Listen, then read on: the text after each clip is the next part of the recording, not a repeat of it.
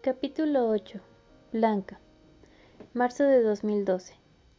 Todo estaba en silencio. Tan solo podía escuchar a lo lejos un murmullo monótono y paciente, interrumpido a veces por una vocecilla infantil, aguda y alegre, la de Álvaro. Mi padre cerró la puerta y llevó la maleta hasta mi cuarto, mientras yo soltaba el bolso y colgaba la chaqueta en el perchero de la entrada. Avancé un par de pasos y lo observé todo sin moverme del sitio, clavada a la baldosa como en el juego de la gallinita ciega cuando miraba el que se le quedaba. El aroma a flores blancas, típico de casa, me recibió con un beso y sonreí nostálgica. Todo lucía igual, excepto yo, que debía encajar de nuevo, apartando para ello lo que en mi ausencia había llegado y que había condicionado nuestras vidas y la de mi hijo. Mi hijo. Sentí que esa era una manera fría de llamarlo, de referirme a él, un término formal que solo designa un parentesco, una unión de sangre sin más. Me dije convencida, o así lo quise creer entonces, que algún día diría, mi niño, cuando sintiera la férrea ligazón entre su corazón y el mío. Mamá estará acostando a Álvaro. Entra, me animó mi padre, cabeceando en dirección al dormitorio. Ella... Sabía que vendrías, me interrumpió. No le va a extrañar verte aquí. Asomé la cabeza por la puerta entreabierta. Los dos estaban sentados sobre la cama, con la espalda apoyada en el cabecero. El niño se inclinó hacia adelante para poder verme, interrumpiendo la lección del cuento que mi madre se disponía a leerle. Su imagen me enterneció. Llevaba puesto un pijama de coches de Fórmula 1 que le quedaba algo grande. El borde de las mangas le llegaba hasta la mitad de las manos y se empeñaba en sacarlas a flote estirando los brazos. Tenía el pelo revuelto, en un tono miel semejante al mío, con varios mechones cayéndole sobre la frente y unas patillas largas apuntando, cada una de ellas, a un lugar distinto. Algunas pecas salpicaban sus mejillas enrojecidas por la actividad. Pensé que debía de haber estado saltando sobre la cama o dando volteretas, porque los bordes del edredón llegaban al suelo y además estaba girado. Abrió mucho los ojos para observarme. Los tenía grandes, redondos como monedas y de un color azul grisáceo que me costó mirar. Sus dientes eran de ratoncillo y mi madre le advirtió que aún no se los había cepillado. Eché un vistazo muy rápido a la habitación. De cuarto de ropa y plancha, en el que mi madre pasaba horas escuchando a Julia Otero y compañía, había pasado a ser un reino de sueños infantiles. Estaba pintada de azul, con nubes blancas en las paredes y estrellas en el techo. Había juguetes en una estantería, entremezclados con libros de cuentos. Álvaro, su nombre, lucía escrito en un cuadro de punto de cruz colgado sobre la cama, con ositos, perros y gatos cabalgando las letras. El niño había fundido la rigidez de mi madre, la había vuelto maleable y edulcorada como jamás conseguí hacerlo yo, y la quise por ello. La admiré por hacer frente a las circunstancias apartando su enfado con la vida, y conmigo para no arrastrar al pequeño injustamente. Mi hijo llevaba la inocencia escrita en el rostro, y mi madre me lo recordaba y me lo recriminaba, con cada uno de sus gestos. «Hola». Álvaro me saludó, seguro que extrañado de que allí no hablara nadie, ni siquiera yo, que era la que tenía que haber dicho algo al entrar. «Hola», respondí esbozando una sonrisa dulce. «¿Ya vas a dormir?». Asintió con efusividad sacudiendo la cabeza. «Sí, porque mañana hay cole, ¿verdad, cielo?», añadió mi madre pasándole la mano por la cabeza. «¿Tú vas a dormir aquí?», me preguntó curioso sin dejar de moverse sobre la cama. Lo miré y me acerqué sentándome frente a él. Dudé si hacerlo o no, pero me aventuré a preguntarle, temerosa, enfatizando mis gestos y el tono de mi voz para adecuarlo a su edad. «¿Tú quieres que me quede a dormir aquí?». Mi madre desvió la vista hacia mí, mientras Álvaro se encogía de hombros y elevaba el labio inferior abriendo mucho los ojos. Yo clavé la mía en ella, Creo que delaté una súplica. ¿Te gustaría que mamá se quedara a vivir con nosotros? El corazón me dio un vuelco al escuchar mamá. Álvaro no se extrañó. Deduje por ello que mi madre ya le había hablado antes en esos términos. ¿Tú ya no tienes que estar en tu trabajo? Lo miré asombrada. Su voz despierta y su esfuerzo en vocalizar me produjeron ternura a la vez que sorpresa por lo que sabía de mí. Tenía su manita sobre el hombro de mi madre, mientras hacía equilibrio sobre sus rodillas encima de un oso grande de peluche, al que iba a dejar chato en poco tiempo. Mi abu me dijo que tenías que ir a tu trabajo para que te dieran euros y comprarme cosas. Sonreí, buscando una complicidad en mi madre que no encontré. No estaba dispuesta a ponérmelo fácil. Me froté las manos y le eché un valor que no tenía. Me daba miedo quedarme a solas con mi propio hijo. Miedo de mí misma, de mi reacción ante él y también ante la decepción hipotética que pudiera causarle. ¿Puedo leerte yo el cuento esta noche?, le pregunté, poniendo mi mano sobre el libro que mi madre mantenía en su regazo. Álvaro se frenó y, acto seguido, giró la cabeza de forma brusca para mirar a mi madre buscando su aprobación. ¿Tú sabes leer cuentos?, me preguntó, inclinando la cabeza sobre uno de sus hombros. ¡Claro! ¿Y sabes poner voz de lobo?, asentí exagerando la expresión de mi rostro. ¿Y también sabes hablar como un cerdito? También sé hablar como un cerdito. Yo soy el pequeñito, ¿sabes? Abrió los ojos y sus mejillas volvieron a enrojecerse por la emoción. Porque es el más listo de todos y el que hace la casita más fuerte y el más valiente y el que le puede al lobo. ¿Tú sabes cómo le gana? No, no sé cómo le gana. ¿Me lo quieres contar tú? Aunque seguro que no sabes el cuento entero, dije para provocarlo. ¿Que no? Abu, mira, dice que no me sé el cuento de los cerditos.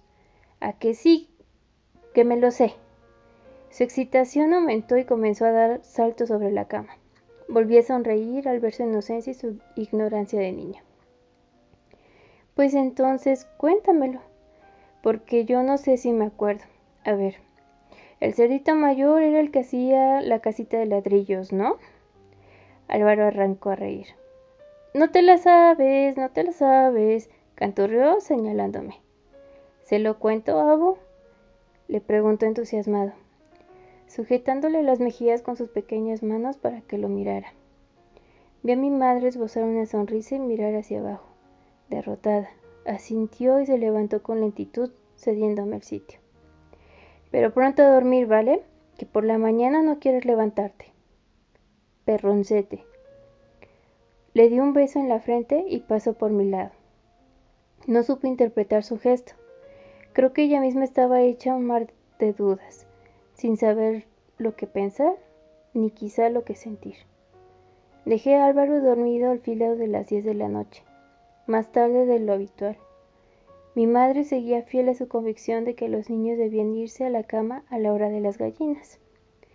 Recuerdo que cuando pasaba el invierno y los días comenzaban a alargarse, ella echaba las persianas y me decía que era de noche. No hacía concesiones atendiendo la luz solar. Yo me ponía a ver revistas o a leer algún libro de adolescentes enamoradas alumbrando con una linterna pequeña bajo la colcha.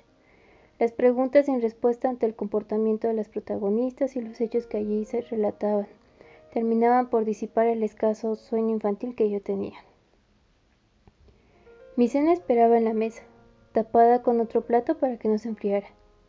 Mis padres ya habían terminado y estaban sentados en el sofá. Mi padre viendo un programa de televisión y mi madre leyendo. ¿Ya ha caído?, me preguntó ella en tono seco, mirándome de soslayo por encima de la montura de sus gafas de cerca. Contesté con un movimiento de cabeza afirmativo y volvió a meter la nariz en el libro. Yo me dediqué a marear los guisantes y a mordisquear el pan. La penumbra del salón, la sombra de la noche asomándose a la ventana, el silencio. Tuve la sensación de que la vida se había marchado de casa, de que la alegría solo se manifestaba en presencia de Álvaro, bien por hacerle la vida fácil, bien porque él mismo la contagiaba. No podía dejar de observarlos, Parecíamos extraños habitando un ambiente enrarecido por la tensión. El rostro de mi padre estaba distendido, tranquilo. Mi madre tenía la boca constreñida, como cuando estaba de morros con mi padre por haberla contrariado. Ella era ambivalente. Mi madre siempre fue ambivalente conmigo. Pasaba de ser una madre comprensiva y tolerante a prohibirme las salidas y las citas con mis amigas y compañeras sin una razón aparente, por simple miedo, por recelo, con una sobreprotección que me ahogaba. En aquel entonces aún no sabía si su temor se debía a los peligros del mundo y de la vida, como ella justificaba, o a una falta de confianza en mí. Lo que sí puedo asegurar es que aquella presión que yo percibía hacia que me rebotara, que me revelara y sacara los pies del plato a conciencia para fastidiarla. Mi padre, en cambio, se mantenía en la retaguardia y luego discutían a solas. Podía escucharlos en el silencio de la noche, cuando las paredes se vuelven permeables y los sonidos se amplifican. Él la tachaba a ella de absorbente y ella a él de excesivamente confiado, de no hacer carrera de mí como debía, de no actuar como padre haciéndome cumplir las normas básicas de comportamiento adolescente. Era él quien me tapaba más de una vez ante ella, quien me disculpaba con excusas casi inverosímiles que ella no se atrevía a poner en duda. O sí, pero callaba con resignación. Mi madre me miraba de arriba abajo cuando aparecía vestida con tela escasa los viernes por la tarde para irme a tomar algo.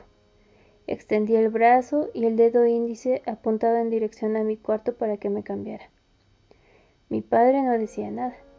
Tampoco sé si es que prefería ahorrarse algunas discusiones o si en tales casos la apoyaba. Aún me pregunto cuál de los dos se equivocó en su forma de tratarme o de educarme. Esa noche, sentada a la mesa y cenando sola, por un momento dudé del sentido en que deberían circular las disculpas. Si de mí hacia mi madre por haberla toreado en contra de su voluntad, o de ella hacia mí por haber conseguido que yo perdiera la confianza de contarle abiertamente lo que hacía y a dónde iba, por haber conseguido, por culpa de su actitud, que me jactara de saber buscarle las vueltas para acabar haciendo lo que me daba la gana. Sacudí la cabeza para ahuyentar los pensamientos del pasado, para espantar preguntas cuyas respuestas no eran cruciales en ese momento. Me preocupaba bastante más mi relación con mi madre. Necesitaba sentir en el cuerpo la seguridad de tenerla cerca, de apoyarme, de defenderme aún de lo que había tras los muros de nuestra casa. ¿No vas a decirme nada?, le pregunté, haciendo chocar el tenedor contra el plato para alertarla con un sonido metálico. Ella apartó la vista del papel, pero la perdió en un intermedio entre el libro y yo. Dime lo que piensas, lo que sientes, cábrete conmigo o háblame tranquila, pero dime algo, supliqué. Tú ya sabes lo que pienso, Blanca. No tienes ni un pelo de tonta. Vuelves con cara de cordero degollado, pero sabes que eso no va conmigo. Lo que hiciste no tiene nombre. Puedo admitir que te hayas arrepentido, pero tendrás que entender que tu padre y yo no estamos aquí para bailar al son que tú marques. Ahora me largo, ahora vuelvo. ¿Y mañana? ¿Qué harás mañana? Había acritud en su tesitura de voz. Todos tenemos derecho a equivocarnos, mamá, y a rectificar, contesté nerviosa y apenada. Tenía 18 años cuando me fui. Mi madre se quitó las gafas y volvió la cabeza para buscarme, dirigiéndome una mirada directa, inflexible. Y 17 cuando dejaste que te la... se contuvo. No terminó la frase, pero la entendí a la perfección. ¿Para eso sí tenías madurez, Blanca? Agaché la cabeza. No sirve de nada decirte que no soy la única que ha tenido relaciones a esa edad, incluso antes. Ya te lo dije entonces. Me da igual que seas la única o no lo seas. Las cosas no se hacen o dejan de hacerse en función de la edad, sino de la madurez, de la capacidad para afrontar las consecuencias que puedan acarrear, ¿Cuántas veces te lo advertí? ¿Cuántas veces hablamos de tu futuro, de no dejar un calentón o colarte por un chico, de no hablar a la razón hasta el punto de no pensar en lo que hacías? Muchas, admití acongojada. Pero yo no, mamá. Sentí una fuerte opresión en el pecho.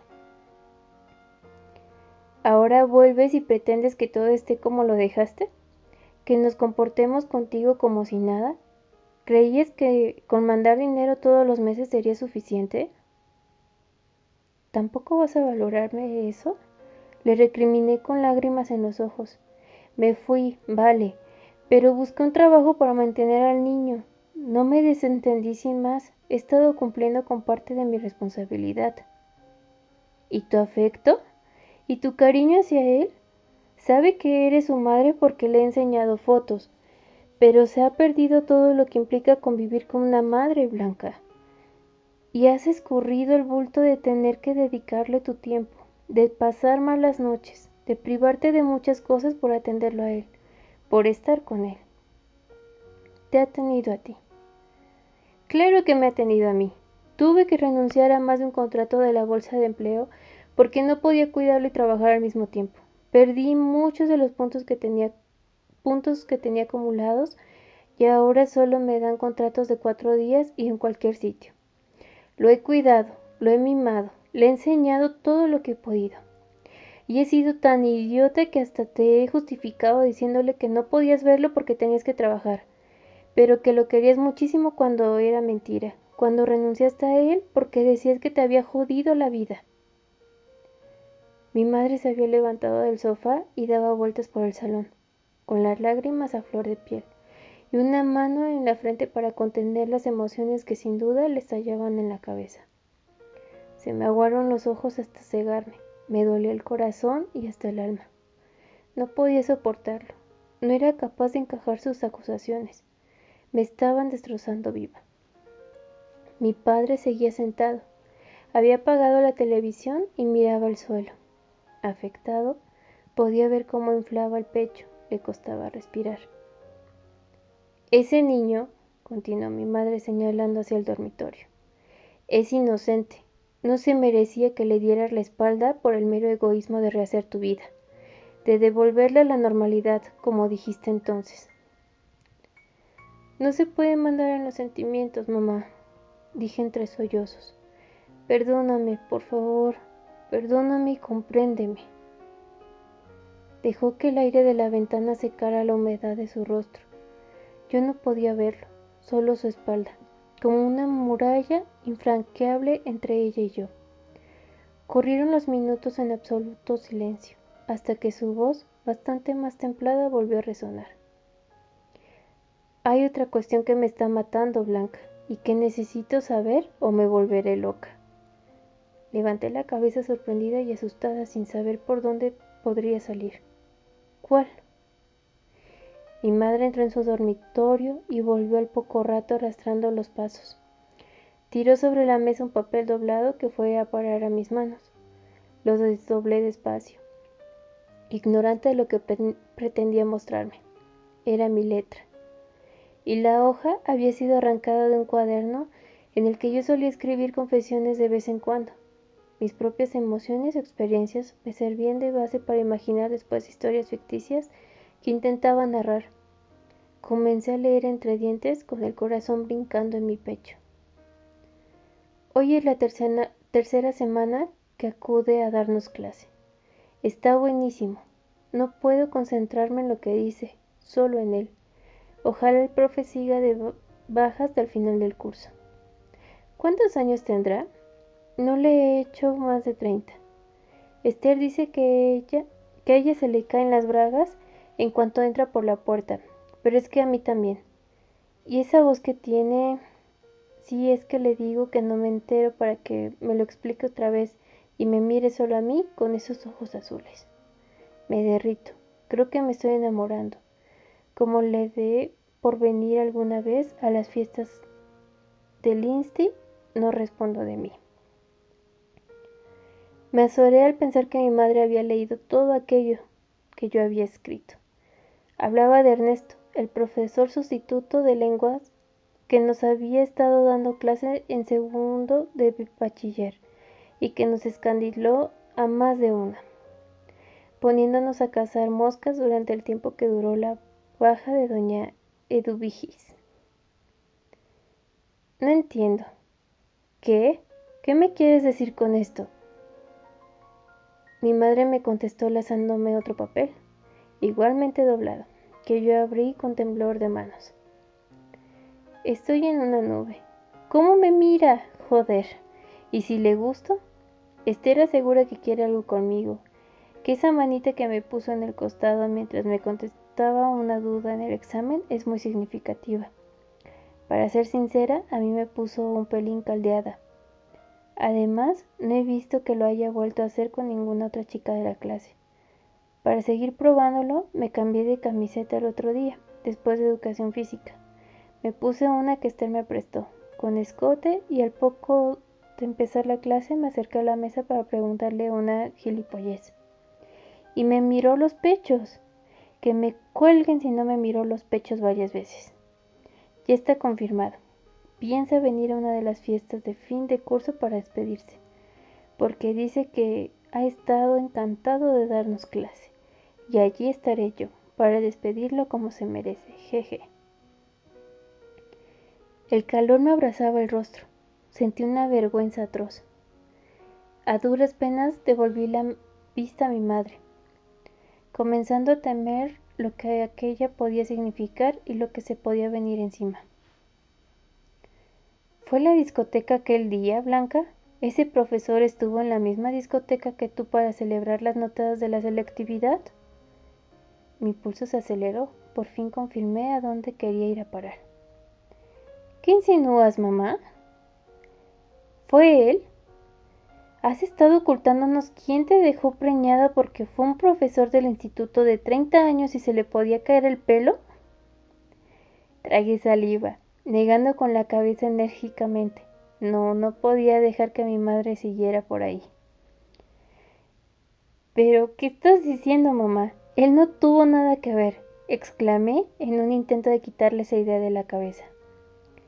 Si fuera como tú dices, no tendrías inconveniente en decirnos quién lo hizo.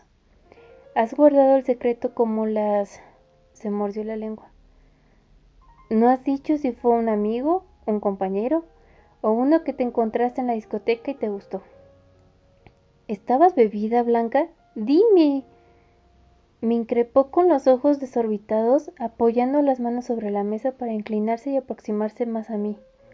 ¿Estabas bebida y ese profesor de mierda aprovechó la ocasión mientras tú te dejabas? La ansiedad se apoderó de mí, comencé a respirar con agitación, con la presión aumentada en el pecho y las lágrimas discurriendo imparables por mis mejillas. Álvaro tiene tus ojos, ¿verdad? Álvaro tiene sus ojos, ¿verdad? Azules, igual que su padre. Se portó como un hijo de puta y tú como una furcia, gritó apuntándome con el dedo. Y las consecuencias las hemos pagado nosotros. No, grité, levantándome de la silla tan rápido que la tiré al suelo con gran estruendo. No digas eso. Voy a denunciarlo, Blanca, sentenció acalorada. Voy a denunciar lo que hizo o no podré dormir tranquila. No, mamá, por favor, no, le supliqué completamente desesperada.